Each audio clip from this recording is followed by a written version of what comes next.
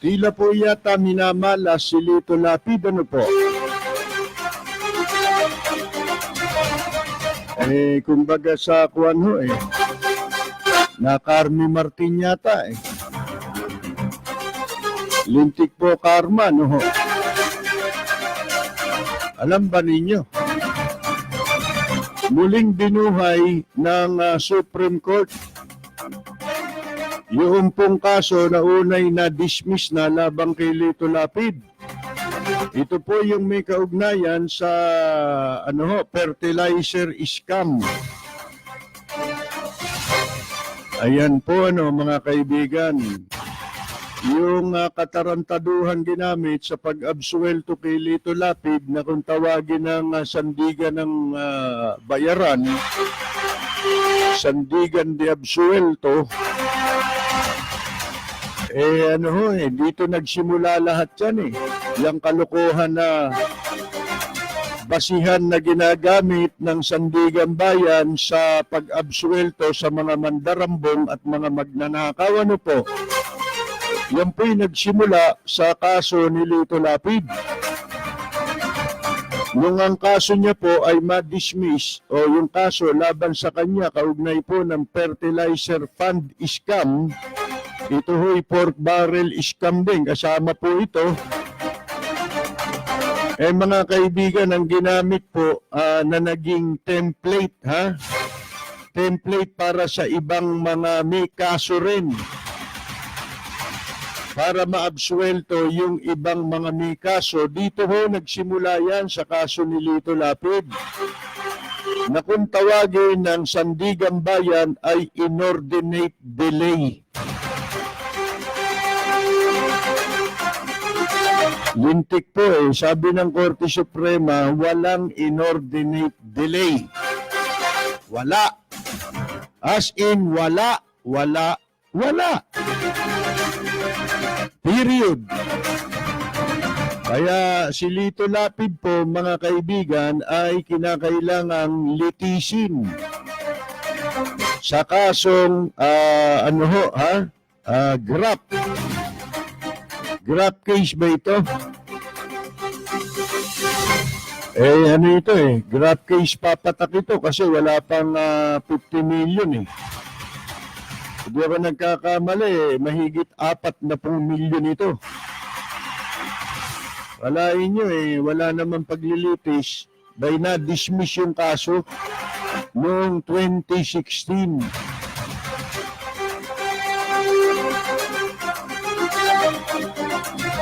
Ito ho mga kaibigan ng Carmi Martin po na sinasabi natin. Akala niya lusot na siya mga kaibigan. Sino mag-aakala na po may pag-asa pa palang buhayin yung kasong yan labang kay Lito Lapid,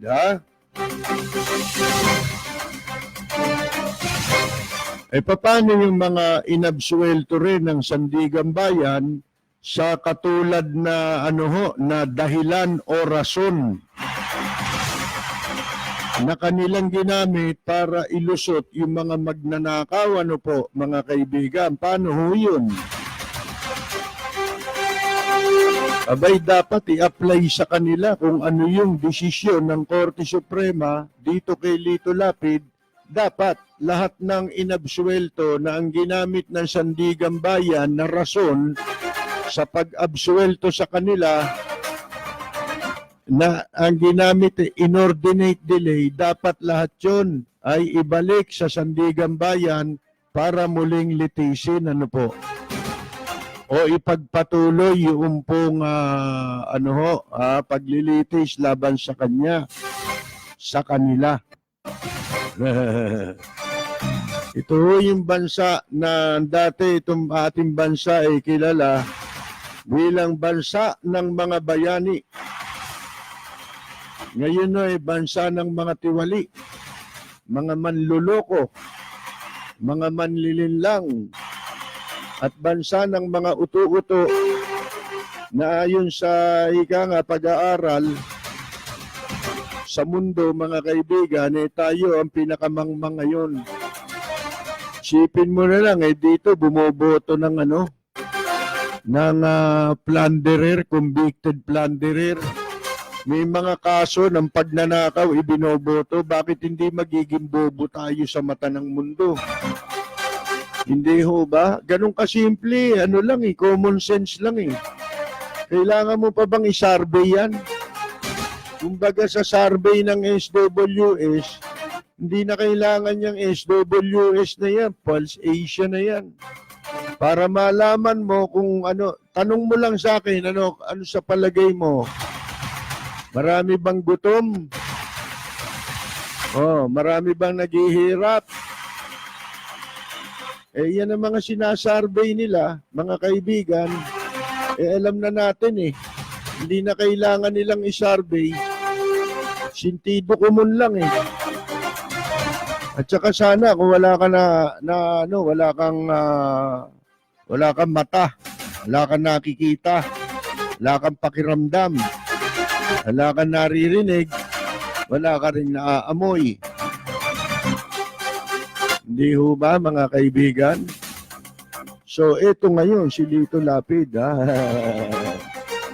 Yan ang sinasabi natin Ang tagal nating tinatalakay itong inordinate delay na ito.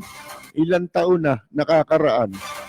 Yung pala lalabas sa Supreme Court, mga maestrado magsasabi, walang inordinate delay. Fertilizer scam. Starring Lito Lapid. Si Pinuno.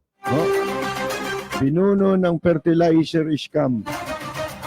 Siya ho yung pinuno dun di ba? Kasi meron pang mga may mga co-accused siya rito, mga kaibigan Kasama ho sa mga nakasuhan dito at kailangan litisin, etong si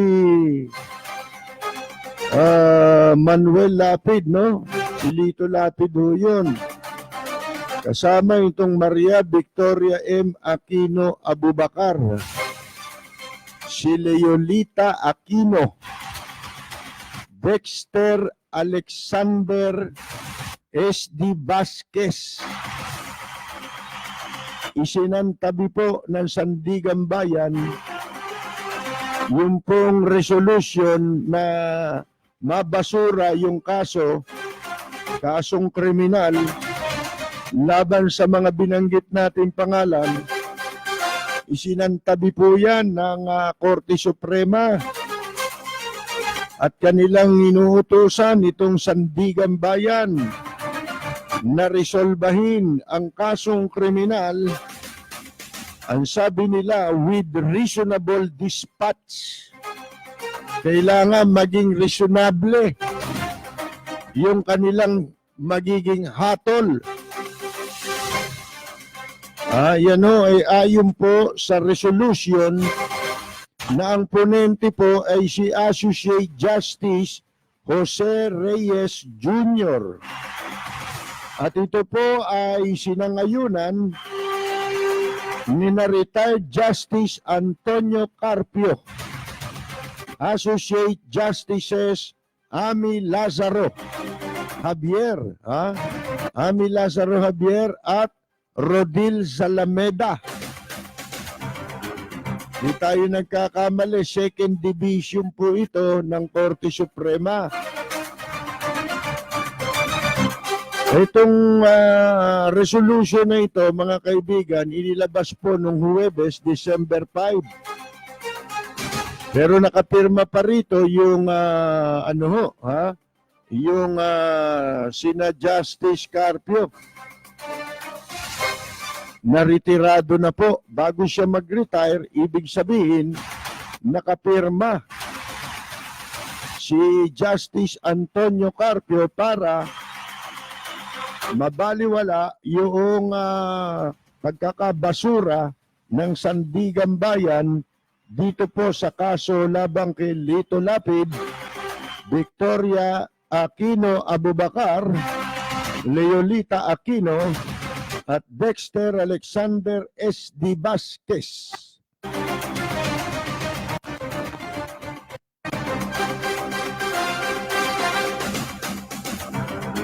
Samantala, sinasabi po sa desisyon, mga kaibigan, ito raw si associate sa Mayo, aso na, shit pa. Associate, di ba? Ano ba, associate o associate? Justice Alfredo Benjamin Kagiwa. Nung araw, bumilib ako dyan. Akala ko totoo yan. Si Kagiwa. Yun pala, ano rin ito? Baluktot din dumisisyon ito. Siya ho yung sumalungat eh. Nag-iisa. Nag-iisang tinig sa ilang. Ito ho si Lito Lapid at yung kanyang mga kapwa-akusado ay mahaharap sa paglilitis dahil po sa paglabag sa Section 3E at 3G ng Republic Act 3019. Mas kilala po sa tawag na Anti-Graft and Corrupt Practices Act. Dahil po sa pagwawaldas o maanumalyang pagbili ng overpriced liquid fertilizer na umabot po sa 4.76 million lang pala. Akala ko 40 million eh. Sabi nga, maliit, malaki. Sabi ng mga Hapon, maliit na kasinungalingan, malaking kasinungalingan, parehong kasinungalingan yun. Gano'n naman sa batas eh. Hindi mo pwedeng ikatwiran sa batas. Maliit lang ang ninakaw ko. Pwede ba yun? Sabi sa batas, huwag kang magnanakaw. Daming gumagawa niyan. Kalahin mo to, bida sa pelikula. Tagapagtanggol. Kunyari, yung po pala mga kaibigan eh, ito talaga ang totoong kalaban ng bayan. Parang si Erap, di ba? Kung umasta sa pelikula nung araw, tagapagtanggol ng naaapi. Ngayon ang mapwesto sa gobyerno, sila pala yung nangaapi. At nagsasamantala. Ayan po mga kaibigan, ano ho? Yan ang sinasabi natin. Ano ba kaso ni Lito Lapid? Siyempre, yan nga po yung fertilizer fund scam scandal nung panahon po ni dating Presidente Gloria Macapagal-Arroyo na tungkol sa overpricing sa pagbili ng pataba ng abono. At noong 2004, sariwain natin itong naging kaso ni Pinuno na ngayon ipinag-utos ng Korte Suprema na siya ay litisin ng Sandigan Bayan. Ano po?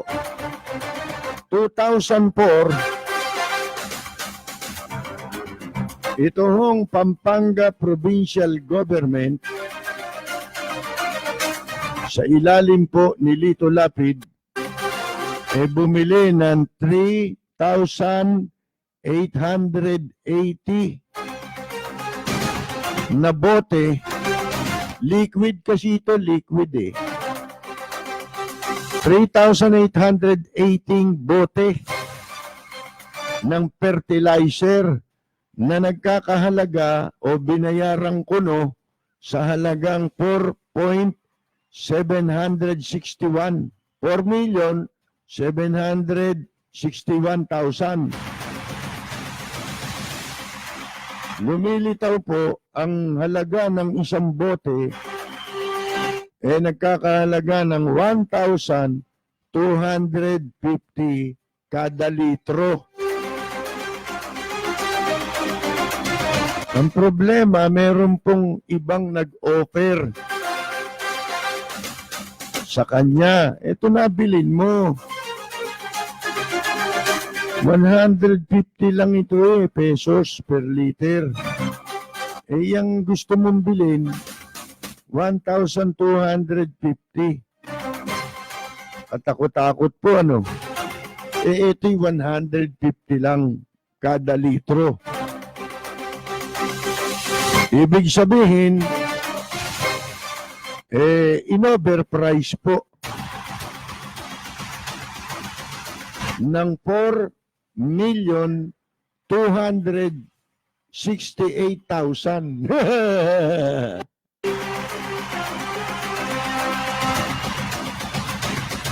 At ang masakla po, mga kaibigan, ayon sa ombudsman, ay walang nangyaring subasta o bidding. Ayun. Which is in violation of the procurement law.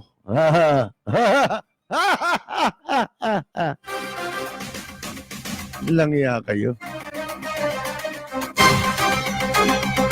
Ang liwa-liwanag ng batas Kailangan lahat ng papasukin ng gobyerno, mga bibilin, kailangan niya may bidding. Ito wala Nagbulungan lang sila nung kontraktor Magkano ba akin dyan? Ba, malaki ho. Magkano ba halaga niyang fertilizer na yan? Ang halaga lang ho nito wala pang 150 ito Wala pa nga 100 ito 1 litro yun ngayon, magkano kikitain natin?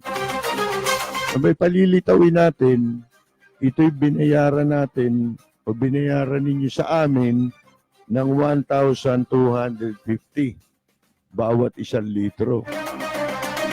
Sabi ni Lito Lapid, ganun ba? Sige, malaki pala madadali natin dyan. At takot-takot na overprice pala yan. Makapagpapagawa na ako ng bahay niyan.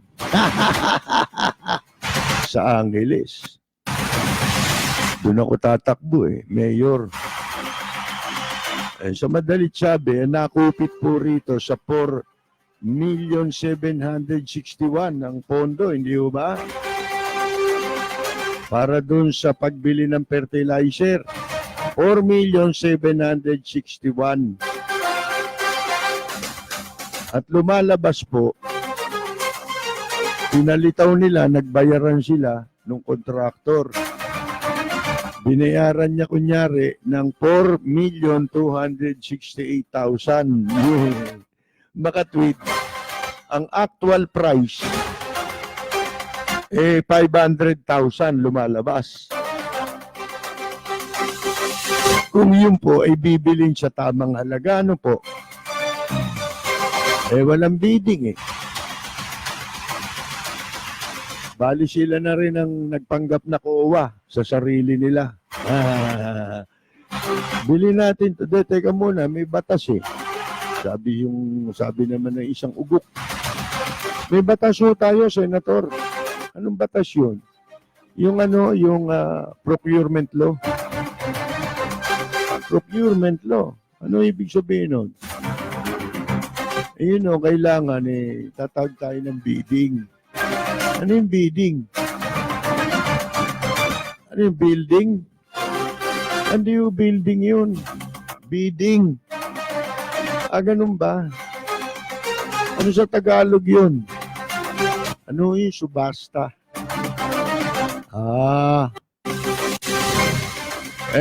Paano gagawin natin? May papatawag tayo niyan. Hindi pwede, hindi tayo makakapangupit. Magpanggap na rin tayo na tayo yung COA.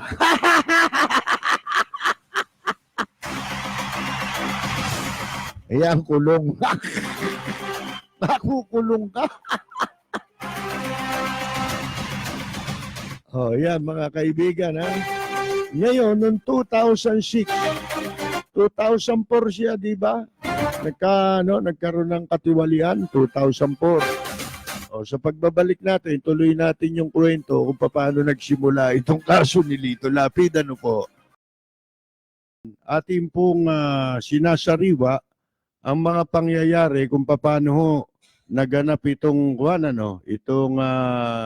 scam ni Lito Lapid at saka yung mga nakaraang pangyayari nung ito po ay kasuhan siya sa ombudsman at yung ombudsman naman ay nagsampa ng kaso sa Sandigan Bayan. Ngayon, 2004 nga po yan yung nangyaring transaksyon na yan para pagsamantalahan yung pondo ng taong bayan at ng pamahalaan. Ngayon, noong 2006, nagsimula ang fact-finding investigation ng ombudsman. Pero, yung formal na kung tawagin po preliminary investigation, 2011 Sipin mo, 2006, 7, 8, 9, 10, 11. Inabot ng 5 taon bago nagsimula yung preliminary investigation ng ombudsman. Itong ombudsman ay nagpalabas ng indictment o kinakasuhan nila. Ang tawag dyan sa pangkaraniwang kaso, yung di ba? Yung information na isinasampa sa husgado. Mga kaibigan, ng piskalya. Kasi itong ombudsman, ang katumbas niya sa regular na proseso, yung fiscal's office, di ba? Yan ang prosecutor. Yun ang trabaho rin ng ombudsman. At yung Sandigan Bayan, yun ang hukuman. Ngayon, isinampa yung kaso 2013.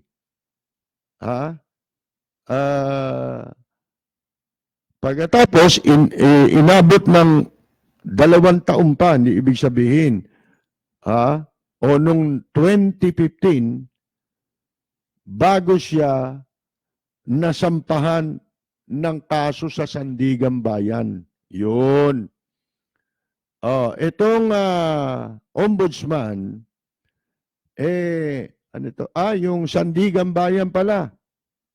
Dahil doon, sipin mo, 2006, 13, kung bibilangin po, 7 taon inabot sa kamay pa lang ng ombudsman.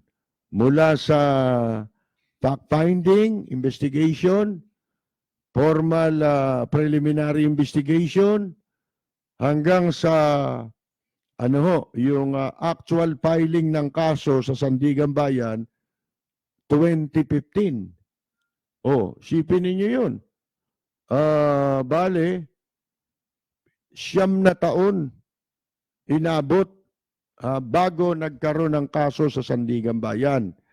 Ngayon, ito namang Sandigan Bayan, pinanigan nila si Leong Guerrero, Lito Lapid, na ito'y base siguro sa inihain nila na petisyon na i-dismiss ang kaso laban sa kanila sapagkat merong inordinate delay. Nagkaroon ng inordinate delay at the ombudsman's level, sa level daw ng ombudsman. Ito, pinaliwanag ko ng ilang beses ito Ito yung formula na naimbento ng Sandigan Bayan, yung inordinate delay na yan, para mapawalan sala ang mga manduruga sa gobyerno. At yan ang ginagamit ng mga politiko para sila maabsuelto sa kaso. Naging template mga kaibigan, masamang pagtutularan yung ginawang yan ng Sandigan Bayan na inordinate delay, nagsimula ang lahat ng yan sa kaso ni Lito Lapid. Kaya yung mga sumunod, naging alaberde ngayon, mga kaibigan. Ang daming inabsuelto ng Sandigan Bayan pagkatapos nung kay Lito Lapid, sunod-sunod na, mga kaibigan. Absuelto lahat ng mga magnanakaw. Ang gamit, inordinate delay, kumbaga sa template . Alam ba ninyo yung template? Parang diploma. Di ba? Yung tumatanggap ng diploma sa graduation. Lahat yun, lahat ng estudyante, pare-pareho diploma nun, di ba? Ang naiiba lang sa diploma nila na nakasulat, yung pangalan. Pero lahat ng nakasulat doon, siyempre, pare-pareho. Ganun ang nangyari. Mga kaibigan, tawag mo ron, parang for sale na yung desisyon. Ang gagawin lang, i-delay, pagkatapos, i-dismiss. Patatagalin. Pagkatapos, ibabasura yung kaso. Kumampi sila, pinabura nila itong si Lito Lapid. Kaya yan, naging masamang pagtutularan yung desisyon na yan, naging sunod-sunod ngayon. Yung mga inordinate delay. Ang daming na-absuelto pagkatapos ni Lito Lapid. Noong August 2018, itong si Conchitina Carpio Morales, naghain ng petisyon. Kung matatandaan ninyo ako natatandaan ko pa. Pagkatapos na desisyonan nitong i-absuelto ng Sandigan Bayan, si Lito Lapid, nagkaroon ng mainitang palitan ng akusasyon. Itong ombudsman at saka yung Sandigan Bayan dahil sa kaso ni Lito Lapid, mga kaibigan. Sinisisi ng Sandigan Bayan ang ombudsman sa pagkakabasura nila sa kaso ni Lito Lapid. Bakit daw pinatagal ng ombudsman? Yung ombudsman niya may kasalanan dahil ang tagal nilang magdesisyon sa kaso. Maghain ng kaso sa amin. Matagal niya, kaya sila ang may kasalanan. Ngayon, mga kaibigan, sabi naman ng ombudsman, yun ang hindi ko matandaan, ano yung naging sagot ng ombudsman. Pero ganito yan . Mamaya ipaliliwanag natin, mamaya natapusin muna natin ito. Itong sequence of events tungkol sa kaso ni Lito Lapid. Ano naman ang ito andali, babasahin natin.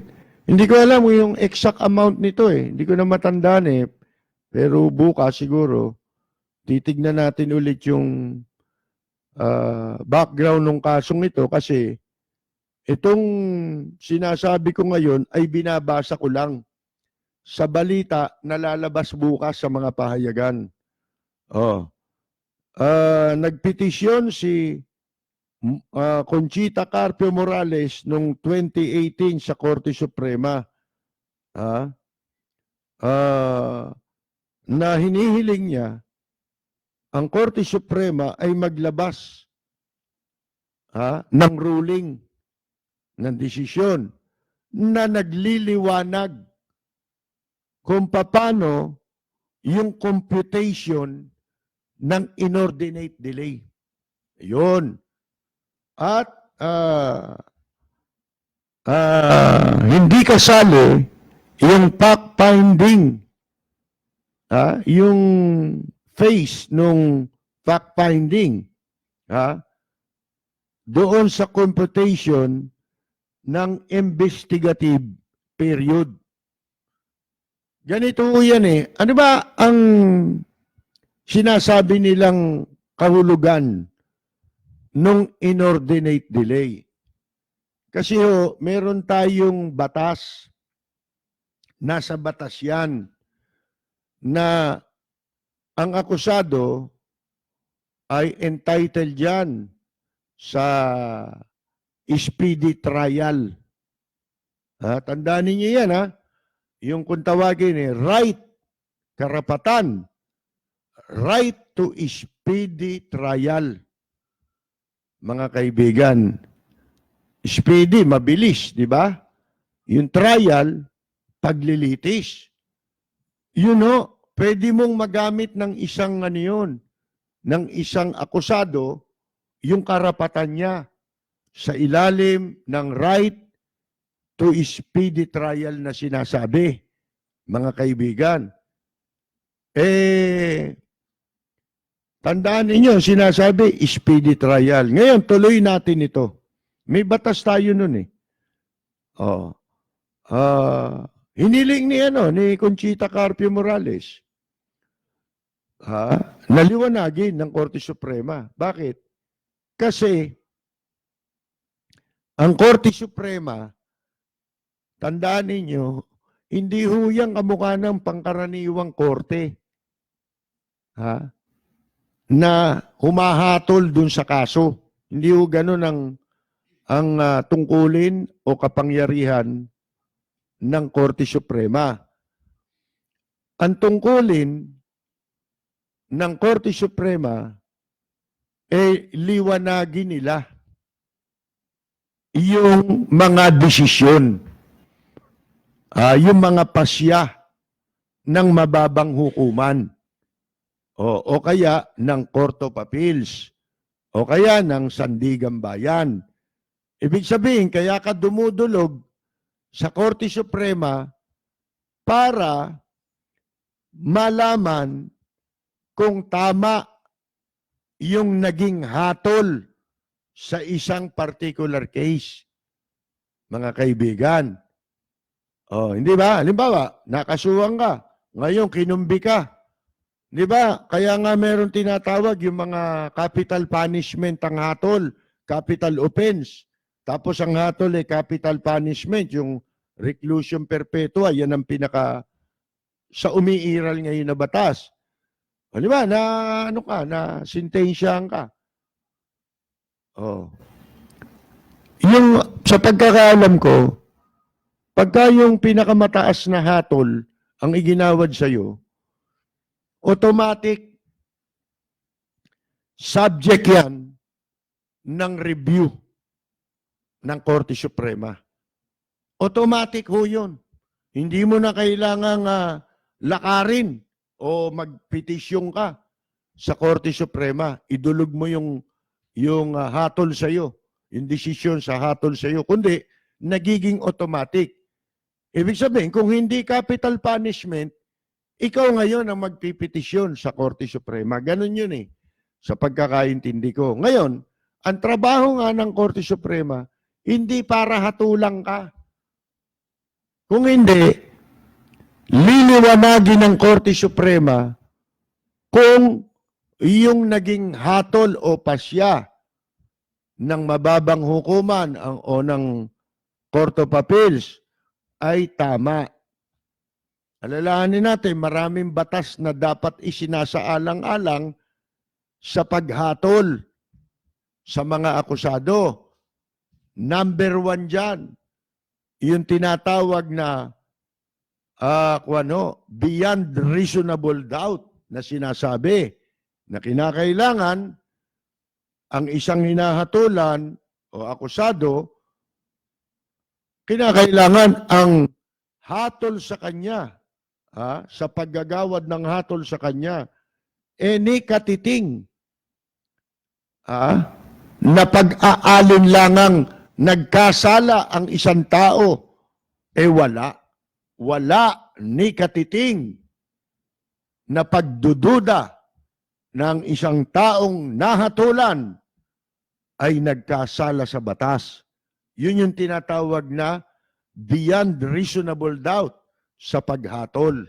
Ngayon, mga kaibigan, yun ang purpose kung bakit mo idudulog ang kaso sa Korte Suprema, mga kaibigan. Para liwanagin nila. Kaya ikaw akusado, kaya hindi. Trabaho ng prosecution na questionin ang desisyon kung sa palagay niya ang iginawad na hatol naman ay mali at hindi naaayon sa batas. Ganon ang ginawa dito ni Conchita Carpio Morales. Ito si Conchita Carpio Morales, dati ring kasi yan, katulad nitong nakaupo ngayon na si Martires. Ito si Martires, bago lang naman na naging Associate Justice ng Supreme Court Itinalaga lang sandali yan ni Presidente Duterte. Pagkatapos nabakante yung kay Morales, siya pinalit. Pero si Morales, matagal naging Associate Justice ng Korte Suprema. At kung matatandaan ninyo, yung kaso, sino ba yun? Sino ba yung kay Erap bang kaso yun? Mga kaibigan? Hindi. Dito sa Kwan, sa mga akusado sa PDAP scam, di ba? Tama ba yun? Sa PDAP scam yata yan. Yung pinatistigo si Conchita Carpio Morales, mga kaibigan. Sa Senado, ipinatawag siya sa Senado. Binaran niya baran niya si Justice Cuevas yata yun, mga kaibigan. Kinwestiyon yung kanyang kapangyarihan na makialam, mag-initiate ng investigation laban sa mga mambabatas na sangkot dyan sa pork barrel scam. Ano sagot nito si Conchitina, mga kaibigan? Kino-question yung kanyang authority. Ano sabi niya? Motu proprio, Your Honor. Di natigilan si Justice Cuevas. Bakit? Ano ibig sabihin ng motu proprio? Yung motu proprio, kwan ho yun. Kaya may nagre-reklamo, kaya wala. Merong kapangyarihan ang ombudsman na magsagawa ng investigasyon. Di ba sinasabi natin din yan dito? Paulit-ulit. Kapangyarihan nila yun. Ayaw lang nilang i-exercise. Isipin mo, di ba, kasalanan din sa batas yun? Sa pagtupad mo ng tungkulin? Ibig sabihin, inutil ka. Kaya itong ombudsman, kapag ka lantaran na yung mga graft and corruption, lintikan salimbayan na sa periodiko, yung iba nga, napapaamin na sa Senado. Pero magtataka kayo, walang ginagawa yung ombudsman. Lalo itong kasalukuyan ngayon. Inutil. Ibig sabihin, inutil ka. Ba't ka nakapwesto? Inutil ka. Di ba? Di ba kaya ka nilagay dyan para gampanan mo yung mga tungkulin na sa pwestong pinaglagyan sa'yo? Nilagay ka dyan, tapos hindi ka nagpapangsyon. Ano ka? Kumbaga, baog ka. Wala kang silbi. Di ba? Ba't nandiyan ka pa? Wala silang ginagawang inisyatibo para magsimula, magsulong ng investigasyon. Kailangan, ito pala pinagliisa pa ako. Kailangan martilyuhin mo. Kaya pala ang apelyido niya, Martires. Martilyo pala talaga apelyido niyan. Binago lang. Si Samuel Martires. Dapat to si Samuel Bilibid mga kaibigan naglalakbay ka lang dyan Palakad-lakad ka lang yata dyan sa ombudsman. Wala kang ginagawa si Samuel Bilibid ka. Di ba? Ngayon, balikan natin itong kaso. Ang sabi ni yun ang question ngayon mga kaibigan May batas nga tayo na nagbibigay ng karapatan sa isang akusado na kung tawagin po right to speedy trial. Pero wala naman yata tayong batas na nagpapaliwanag kung ano ang na nagsasabi kung gaano katagal na dapat madesisyonan yung kaso. Meron ba sinasabing specific na ilang taon dapat tumagal ang kaso? Katulad halimbawa sa piskalya, binibigyan lamang sila ng kung ilang araw, may panahon sila para i-resolve nila yung kaso. Pero yung right to speedy trial, parang hindi pa ako nakarinig na mayroong batas na ron. Dapat may ruling. Ito yung hinihiling ni Conchita Carpio Morales noong 2018. Dapat liwanagin, i-clarify ng Korte Suprema kung paano ninyo i-compute, parang GCTA, di ba? May computation. Para masabi mo na wala o merong inordinate delay. Hindi ba? Paano mo masasabi yun? Na ikaw ay na-deprive ng right to speedy trial o napagkaitan ka ng karapatan sa speedy trial. Paano mo sasabihin na ipagkait yung karapatan sa iyo sa ilalim ng batas na yon kung wala namang itinatakdang panahon? Wala namang malinaw na sinasabi kung gaano katagal. Yan ang problema mga kaibigan. Pero may isa pang problema. Kasi ang binabanggit nga ng batas speedy trial Ano ibig sabihin ng trial? Paglilitis. Hindi ba? Yung trial, paglilitis yun Yung paglilitis, saan ba ginagawa yun? Sa ombudsman? Trabaho ba ng ombudsman ang lumitis o ng sandigang bayan? Siyempre, yung trial, yun ang ginagampanan na tungkulin ng sandigang bayan, hindi po ng ombudsman, sapagkat ang ombudsman ay katumbas ng prosecution o ng parang mga piskal. Prosecutor yan, nag-iimbestiga, mga kaibigan. At sila yung nagpapile ng kaso para ang isang tao ay litisin. Paano mo ngayong tatawaging na-deprive ka ng right to speedy trial kung hindi ka naman tinatry? Hindi ka naman nililiti sa ombudsman sapagkat hindi naman nila trabaho yun. Dapat mai-apply ang inordinate delay sa korte lang. Di ba? Sa sandigang bayan lamang. Bakit tinuturo ng ombudsman noon diyan sa kaso ni Lito Lapid na ang may kasalanan yung ombudsman, mga kaibigan, na nagpatagal sa kaso? Ang pinag-uusapan ang tinutukoy na inordinate delay, mga kaibigan, yung right to speedy trial. Meron bang right to speedy trial sa ombudsman? May trial ba ron? Prosecution yun Investigation yun mga kaibigan Hindi naman trial yun Sapagkat ang trial, doon sa sandigang bayan. Pagkatapos, kinatigan agad ng sandigang bayan. Yung pong,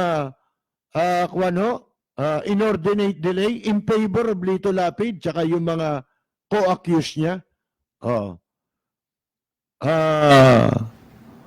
Ano ang sinasabi ng Korte Suprema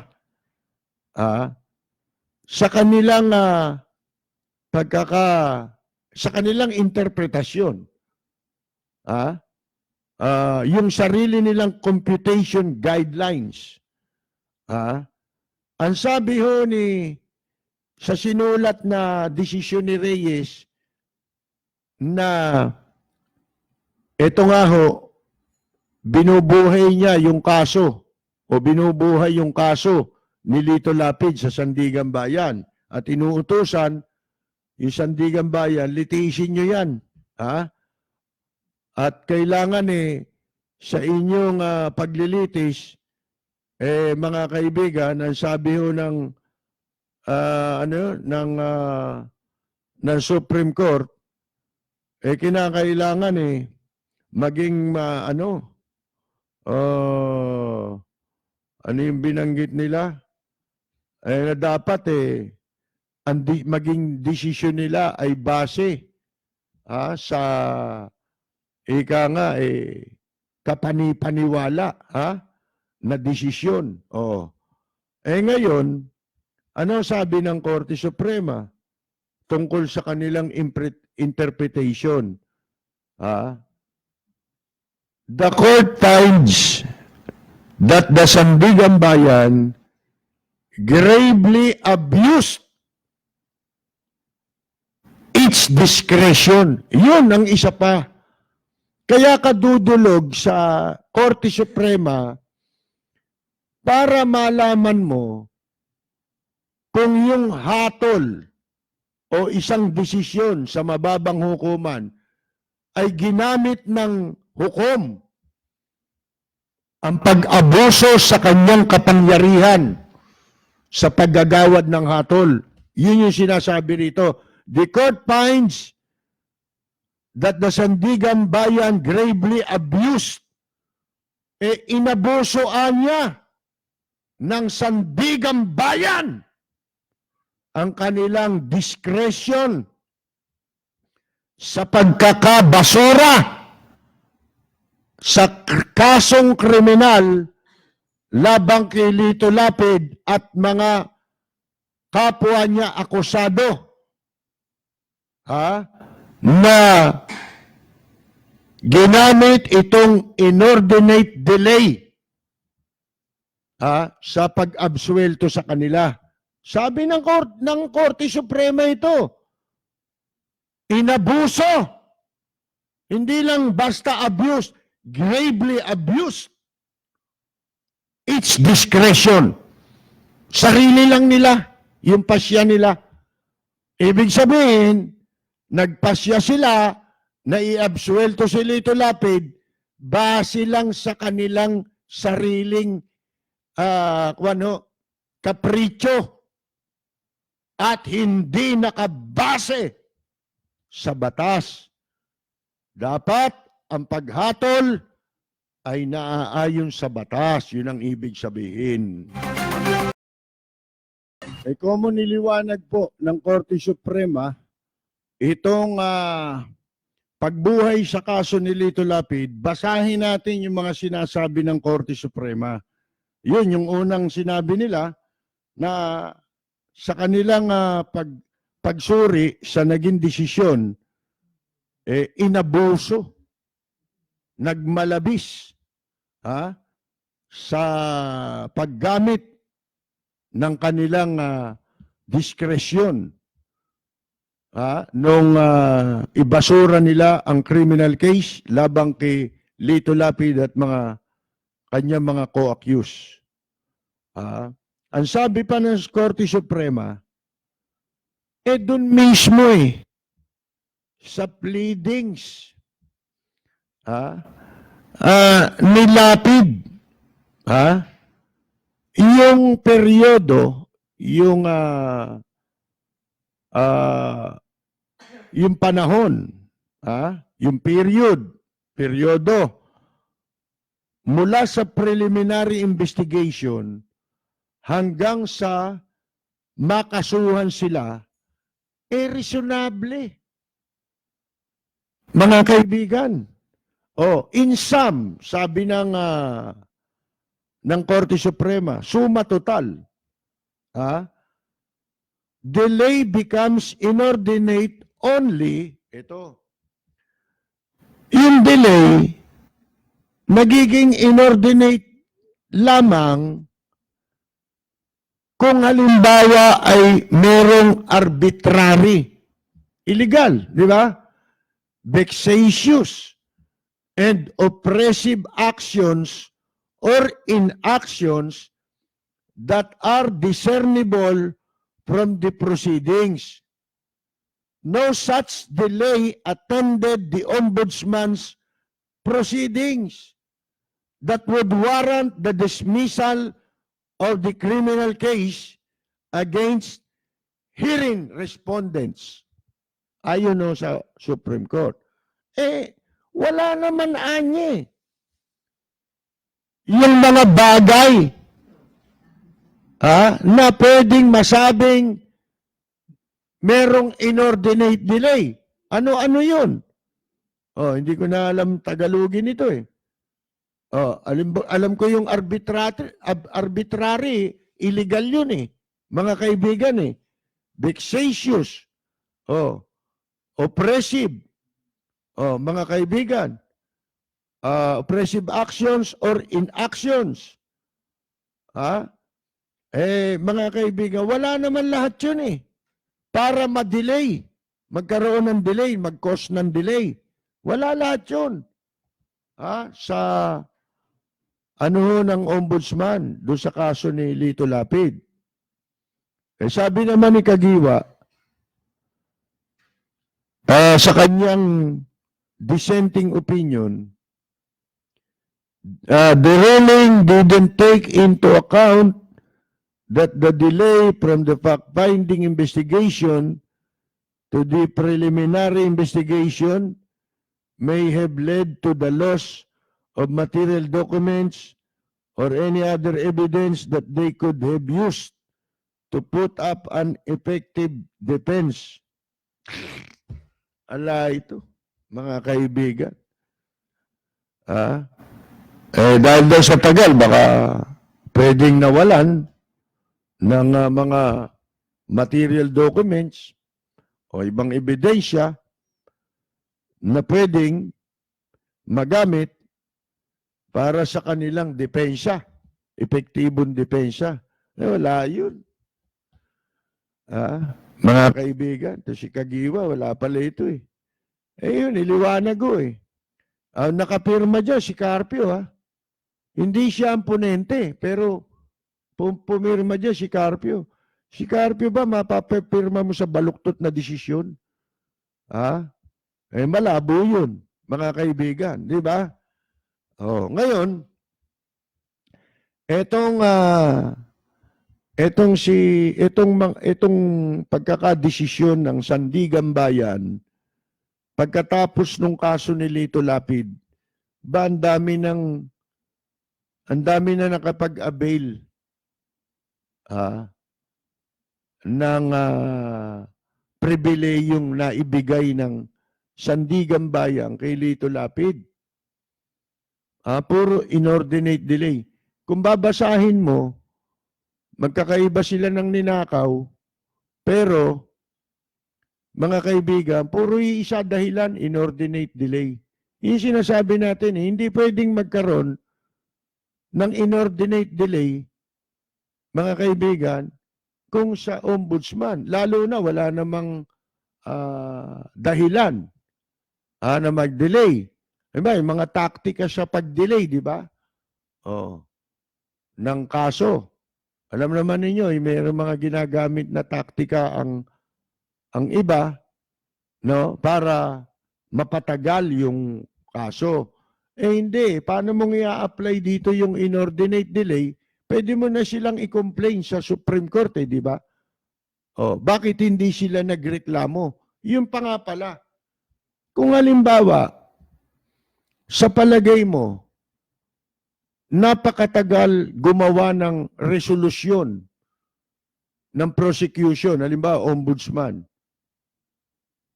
Sa kabila na hawak na nila ang lahat ng ebidensya. Yan naman ang pinagkakakitaan nila, yung patagalin ng kaso eh. Siguro, giintay sila. O kaya, naglalagay paunti-unti para i-delay yung kaso. Ganun ang ginagawa. Pagka hindi na nakapagka bibigay ng retainer, gagawin, tsaka isasampa yung kaso. Pinatatagal, mga kaibigan. Bakit nga pala, ito ang tanong natin, kung talagang merong delay, doon, inordinate delay sa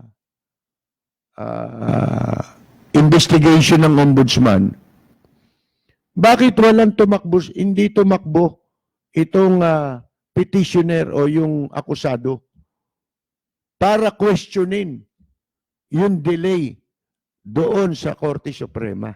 Yun ang tanong eh. Hindi ba? Di ba kailangan gamitin mo yung yung proseso? Hindi ba yun ang tamang proseso? Yun nga pala, gusto ko itanong. Bakit hindi kung talagang meron delay? Bakit doon mo gagamitin siya na depensa yun sa Sandigan Bayan? Samantalang pwede kang dumulog sa Korte Suprema para ang Korte Suprema utusan yung ombudsman. Ha? O kaya pag-aralan nila kung base sa iyong petisyon, meron kang katwiran, yung Supreme Court ang magsasabi sa ombudsman, hoy, dinidelay niyo yung kaso, mapaparusahan kayo. Papatawa namin kayo ng parusa. Hindi ba dapat ganon, mga kaibigan? Hindi, ginamit na depensa rin sa Sandigan Bayan eh. Imbes na tumakbo sila sana sa Korte Suprema. O, di ba? Halimbawa, ikaw yung akusado. At sa palagay mo tinatagalan nito yung kumpleto na kami nang na-submit naming mga ebidensya sa depensa namin bakit hindi pa nila nire-resolba? Kasi gagawa ng resolution ng ombudsman Hindi ba? Sasabihin nila kung ikaw ay pinapananagot o dapat managot sa kasong isinampala, inihain laban sa iyo. O kaya ay ibinabasura. Yun yung resolution sa ombudsman. Mga kaibigan, di ba? Tapos, gagawa sila ng information, di ba?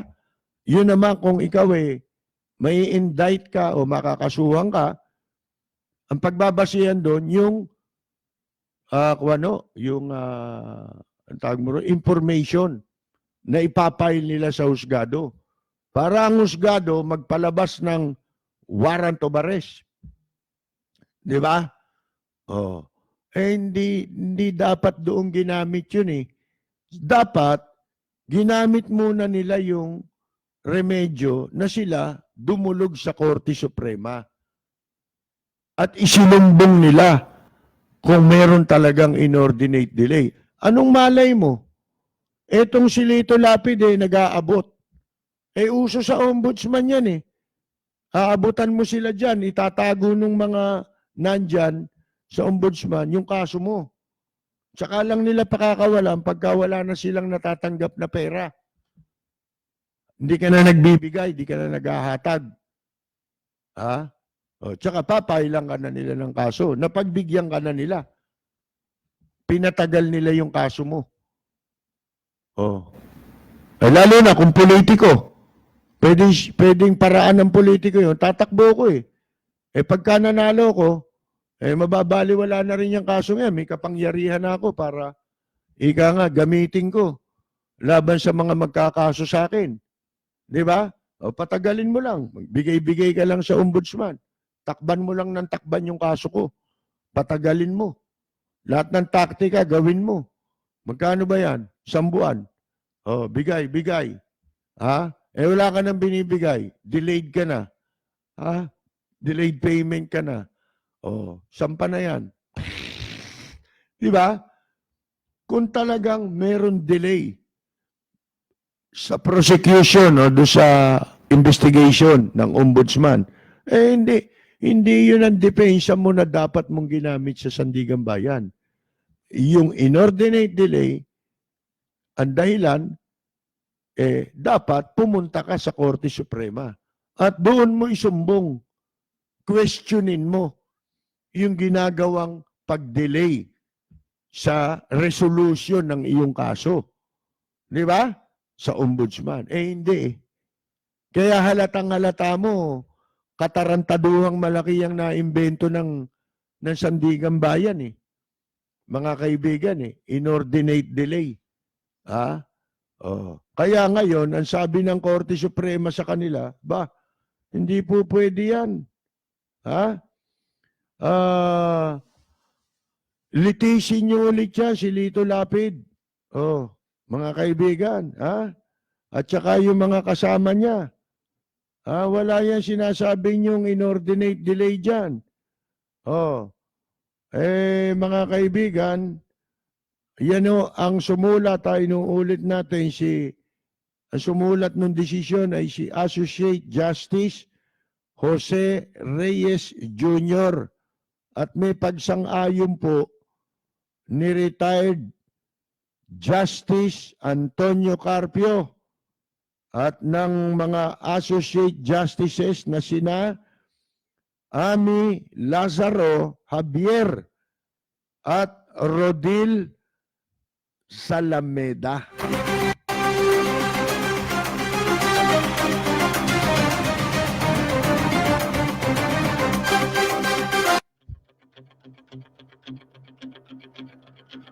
Walang preno kung bumatikos, malalim at makatwirang komentaryo. Mag-ingat ang mga politikong gumagawa ng kalokohan at baka kayo ay tamaan ng Rapid Fire! So, sa tingin natin, dapat yung mga inabsuelto sa kaparehong kaparehong basihan ang ginamit na sandigang bayan para i-absuelto yung mga katulad na kaso. Ba dapat yan? Ibalik din. O kaya itakbo rin sa Korte Suprema para sila litisin ulit. Katulad ng gagawin dito kay Lito Lapid, mga kaibigan. Alam nyo, tutusin nyo, itong bansa natin, pinakamaganda sa lahat dito Sa lahat ng bansa. Bakit ikanyo? Paano hindi gaganda dito sa bansa natin? Karamihan sa mga mamamayan dito puro galit sa tiwali at galit sa mga magnanakaw. Pag-iba lang ang gagawa.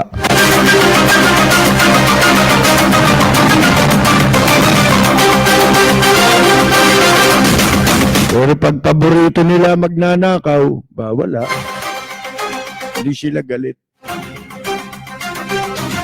Kumbaga galit sila sa pera ng magnanakaw, galit sila sa magnanakaw. Sa pera ng magnanakaw, hindi naman sila galit.